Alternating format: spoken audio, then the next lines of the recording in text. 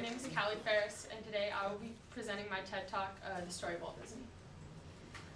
Okay, guys, how many of you have been to Disneyland? Raise your hands. All of us. Okay. How many of you have been fortunate enough to visit Disney World? Okay, now, how many of you don't know who Mickey Mouse is? Just kidding. Okay, exactly, that's because you're crazy, but my TED Talk is all about the man who created everything. He created Disneyland, Disney World, and obviously Mickey Mouse. He is credited with he's responsible for creating 18 films himself. He has set the standard for modern day amusement parks, and he created Mickey Mouse, one of the biggest icons in the world. Walt Disney was born December 5th, 1901, in Chicago to a pretty poor family. When he was about 2 or 3, he moved to Marceline, Missouri, where his family bought a farm, and this is where Walt grew his passion for art and drawing. He would sit in the farm with a sketchbook when he was a young kid and draw pictures of animals, and it is even said that one of his neighbors would pay him money to draw portraits of his horses. When Walt was 16, he decided to drop out of school and go to the military. The problem was he was too young, so he was rejected. But instead, he decided to join the Red Cross, and he was sent to France for a year as an ambulance driver. Upon coming back a few years later, he decided to jumpstart his career in animating and moving to Hollywood with his close buddy of iWorks and his brother Roy. In Hollywood, he made countless shorts, such as Laugh-O-Grams and the Alice comedies, but none measured up to his one film, Oswald the Lucky Rabbit. The problem with Oswald was he sent Oswald to a New York distributor by the name of Charles Mintz, and Charles Mintz owned the copyrights to Oswald. And Walt went down to New York to go negotiate a deal for higher pay per short. Charles didn't like this idea, so he decided to take Oswald, because he obviously owned copyright, and the Disney company didn't see him for over 76 years. They recently got him back in 2006. After Oswald, Walt felt like he needed to replace this character, so he started drawing sketches of a little mouse. This mouse he based it off of he adopted a pet mouse, and it was based off it.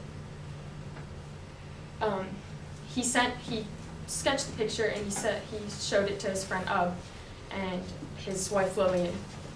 Ub redid the drawings a little to make them easier to cartoon, and Lillian decided on the name Mickey. Walt liked Mortimer, but it didn't sound as pleasing. Mickey Mouse really first hit big in 1928 with his film Steamboat Willie.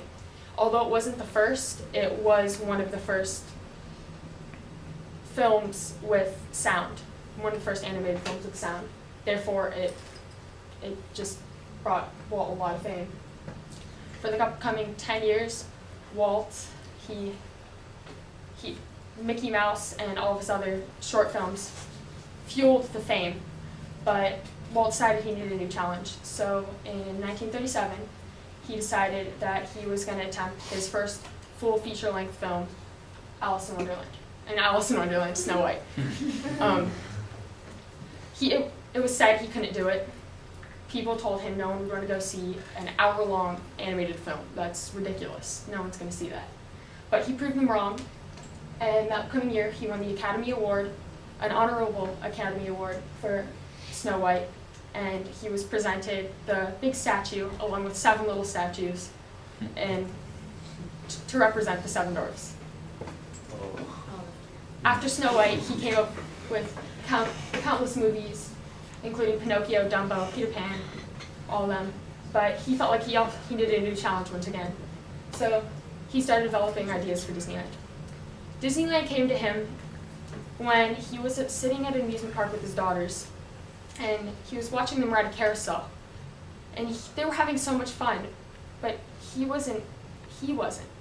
So he decided he wanted to make a place where the whole family could have fun. And honestly, the first day, Disneyland was a flop. They had just laid down the concrete, and it was really hot. So women's high heels, they were poking holes in the ground, and the plumbing went down. They ran out of drinks. It was literally like 102, like super hot that day. So Walt felt like he had kind of failed. He wasn't proud of it. So that's when the Florida Project came into play. Walt decided that he wanted to create a bigger Disneyland in Central Florida. But he really wanted to create one park called Epcot. Epcot standing for Experimental Prototype Community of Tomorrow, in which everything in the park would continuously be upgraded, and it would never be completed, because as technology progressed, so would the park. But Walt never got to see those changes. He died December 15th, 1966, of lung cancer, 10 days after his birthday. Walt always said it all began with a mouse. But behind that mouse was a dream. Without Walt Disney, we wouldn't have Mickey Mouse, we wouldn't have Disneyland, and we wouldn't have all those amazing movies we watched as children. And I'm going to end my TED Talk like this. All our dreams can come true if we have the courage to pursue them. Walt Disney. Thank you.